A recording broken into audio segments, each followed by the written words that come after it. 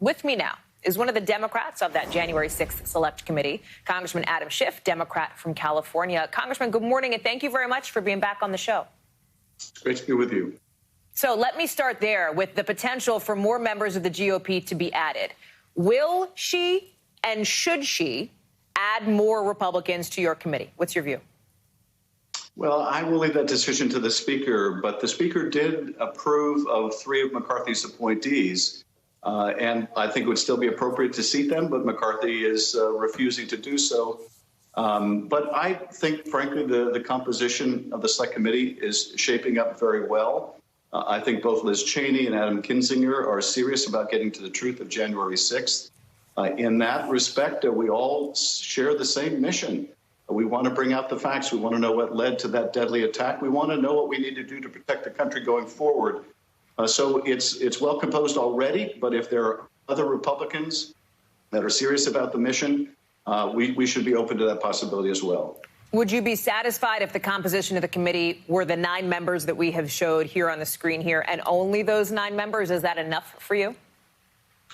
It is. I mean, I think we can conduct a very serious, sober investigation just with the people the Speaker has already named. But I'm certainly open to the addition of others that would complement our work and that would get good information out to the American people. That's not Kevin McCarthy's mission. He's never wanted a commission to go forward. He doesn't want the committee to go forward. He's done, I think, everything possible to try to subvert the work. And why? Because Donald Trump doesn't want it to happen. But it's too important. This was a brutal assault, the first effort to interfere with the peaceful transfer of power in our history. And we need to make sure we do everything to prevent it from ever happening again. I have to ask you about the idea of bipartisanship on this commission, because, you know, there are those who say, well, it needs to have an equal number of Republicans as Democrats. There are others who point out you can't, you know, why seat Republicans who don't even believe that the insurrection was actually an insurrection in the first place? Ted Cruz say it's a sham. This is some of the Republican reaction here. Pat Toomey says it's politically advantageous for Democrats to keep this issue front and center. And then Kevin McCarthy, who you referenced a moment ago, is accusing Speaker Pelosi of structuring this committee to satisfy her political objectives. What is your response to those Republicans? Well, these Republicans are all talking out of both sides of their mouth because we offered a commission that was 5 Democrats and 5 Republicans, in which not a single subpoena could be issued unless at least one member of the other party agreed to it. They turned it down, and they turned it down in bad faith. They turned it down because they didn't want the investigation to go forward. So now they're complaining, having turned down a commission of equal members, and now there's a select committee that has been established by the Speaker. The only common denominator is they don't want the truth to come out. They want to whitewash history. They want to suggest that this was a normal tourist day.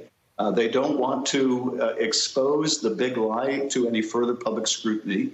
But the reality is, if we don't reveal what happened on that day and the threat to our democracy, when people don't accept the results of a free and fair election because they lose, because they lost, they don't try to do better the next time. They try to overturn the election. If we don't expose the danger that poses to our democracy, there's a real chance of this recurring. So the mission is that important, and we're going to go forward no matter what kind of sniping we hear from the sidelines. Congressman, with your permission, I'd like to do a little bit of a faster paced, almost lightning round, if you will, because there's some facts of the matter that I'd like to get laid out from you. First, I want to know who you want to hear from. Will you call members of the former Trump administration in front of this committee? Chairman Benny Thompson has made it clear we will follow the evidence wherever it leads and to whomever it leads. So I think once we're composed and we're getting close, we'll be defining the scope and the order and the priority of our witnesses. And I don't want to get ahead of the process. Do you expect to have to issue subpoenas? Yes, I do. We want to make sure, for example, when we request documents, that we get all of them, that we don't have people withholding information because it's a voluntary request. So, yes, I favor going to subpoenas and going to them early. And with witnesses, I expect that some of them will be reluctant to testify and they'll need to be compelled. So that's certainly my expectation. 2 more for you. Timetable. Do you think you will wrap this up by the end of the year? Are you even putting a timetable on this, or could it stretch even longer given what we've seen in past select committees that have gone on in some instances for years? I think it would be very difficult to get all the work done that we need to by the end of the year. That would be just a matter of months. So I don't think that's very practical, but we do have a sense of urgency. We want to get this done as quickly as we can. Okay. Part of it will depend on how much obstruction that we run into, because that has been a big part of the problem and the issue with delay in the past. We reported at the top of the show that Liz Cheney will be delivering an opening statement at tomorrow's hearing. Was it your idea to have her do that, Congressman? I certainly supported that. I thought it made sense that we have our chair and a Republican representative give opening statements at the top.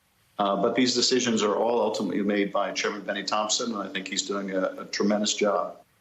Congressman Adam Schiff, thank you very much for being with us and for making a couple of headlines here with us this morning on the show. We appreciate your time, and we will see you live on the air, although you won't be seeing us tomorrow for our special coverage of that January 6th Select Committee first hearing. Thank you.